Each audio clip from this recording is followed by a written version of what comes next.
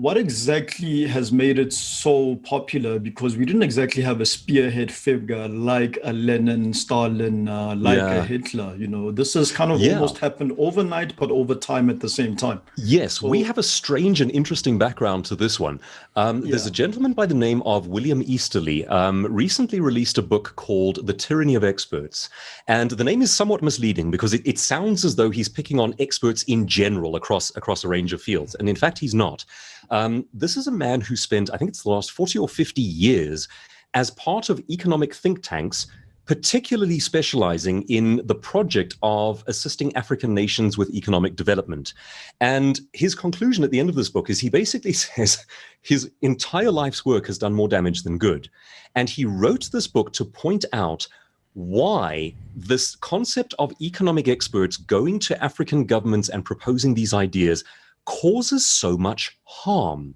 And he goes country by country and decade by decade. And the amount of research he's put into this and personal experience, he has been a part of these projects, is just staggering. And he basically says there is a simple thing that goes wrong, but it is the most important thing that is going wrong. In order for any nation, any group of people to prosper anywhere around the world, in essence, you need two things, but you absolutely have to have them. They are non-negotiable. The first is freedom, and the second is rule of law. Now, what gets mixed into this one is a grand social vision, and that one is where it all goes wrong. So let's just start with those first two pillars, freedom and rule of law. If you have no freedom, for example, you go back to a system like Europe had, say, a few hundred years ago with feudal lords, you would have had very stern rule of law. There is absolutely law in place, but there was no individual freedom for most people to do what they wanted to do with their lives. You couldn't just start a business or in any material way enrich yourself or work for your family. You worked for the chief, the lord, the feudal lord, the boss, whatever the case might be. And that has been the case for most of human history in most places on Earth. Freedom is a relatively new idea. In places like Great Britain was really perhaps the first country to properly combine those two ideas. Back to even medieval, the medieval time period, they were one of the few places on earth where rule of law was external to the rulers. As a result of this contract that they signed, the Magna Carta, which limited the powers of the king, they had this growing constitution, a set of sort of legal laws, essentially, that were not based on the whim of a king or a chief or a lord. And that was an extraordinarily new idea. And they were uniquely good at applying these rules to everybody relatively equally. So, for example, even in, say, 14 or 1500, you would have a British merchant, and someone would come over from, say, what we would now call France or Germany or Flanders, and they would feel that they have had a deal that has gone south with this British merchant. The foreigner could apply to the courts to have their case heard, and in many cases, the court would find in favor of the foreigner. Now, that was, again, an unusual thing in human history. And as a result of this combination of Britons having the freedom to become shopkeepers and to build businesses and so forth, and the rule of law that upheld contracts and protected them, they became one of the wealthiest nations the world had ever seen. You can have freedom without rule of law. Take, for example, the issue of a failed nation, a failed state. You have all the freedom in the world. There is no government. However, the second you start to make any progress, the local gang, mob, pirate, chieftain, whatever, will come and take away what you have built. So you have the freedom to operate, but you are not protected. Your individual rights, your property rights are not protected. So freedom and rule of law, those are your two necessary conditions for prosperity. Now enter these economists who go and advise African governments. And for some odd reason, many of them, in fact, almost all of them, come from France. And French intellectuals have this long-standing love affair with Marxism. They go into these nations, it's the most bizarre thing, Thomas Piketty being possibly the worst example today. And much of my book is about debunking Piketty. They will go to these African nations and they say, don't worry about human rights. Don't worry about all of the things that ultimately led up to the prosperity seen in other nations. You can bypass that step and just have a strong plan. Your government can lead the economic growth. And it doesn't work that way. Economic growth comes from businesses doing business. To get businesses doing business, you need freedom and you need rule of law. Without those in place, you don't get the results. So in many cases, they are cheated out of their own human potential. And I think it's a very important thing for people in African nations to know. What we want more than anything else is freedom and rule of law. Then get out of the way.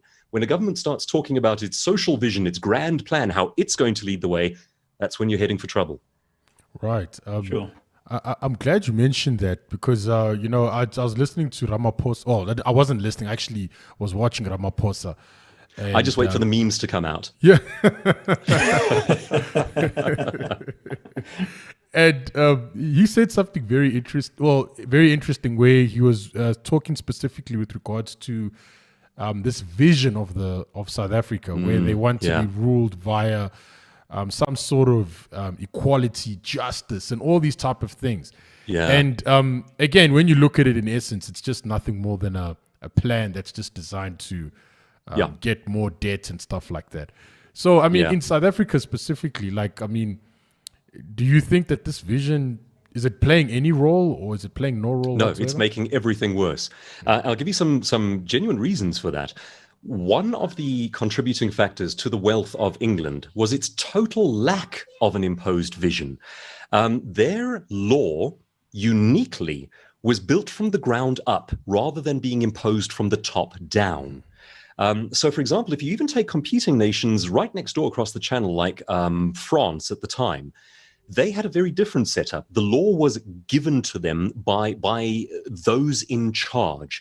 English law was built from the ground up by trials, and there essentially was no grand social vision.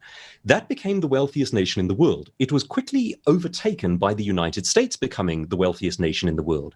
Now, what was the founding idea of the United States? Now, regardless of where it is today, and that's, again, a whole different discussion, their founding idea was, we hold these truths to be self-evident. And it was this idea that the individual is inviolable and has a relationship with God, and you can't touch that.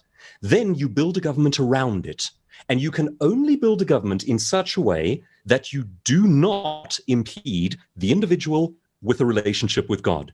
Now, the opposite of that is a strong central planner with a vision for what you must do. Well, if there's a vision for what we must do, then people are going to have to be told to or forced to or coerced to do it. Then they are not free. Then you've gotten rid of that one pillar that was so necessary, the freedom. And it looks at human beings as though they are a tool for a leader to do something. That has been the formula for most of human history, and it has been why it has taken us so long as a species to escape poverty. In those two notable places where that was not done, both nations were in their respective times the wealthiest place on earth. This is effectively, I would say, the basis for a dictatorship then. Yeah. And it's a soft dictatorship, and it's sold as kindness. But then, of course, you ask the question, which dictatorship has not been sold as kindness? You know, the kind of language that we hear, especially the youth and students today, using as they build what they think is this woke and enlightened new sort of future, is all about for the greater good and inclusivity and equality, and it's all the same language used to build the Soviet Empire. It's identical. In fact, one of the points that I make in this book, Political Correctness Does More Harm Than Good, is I trace the use of the phrase political correctness. I ask the simple question, where does it come from? And the first time that academics have ever been able to find it used in a publication was in the year 1921 in Soviet propaganda.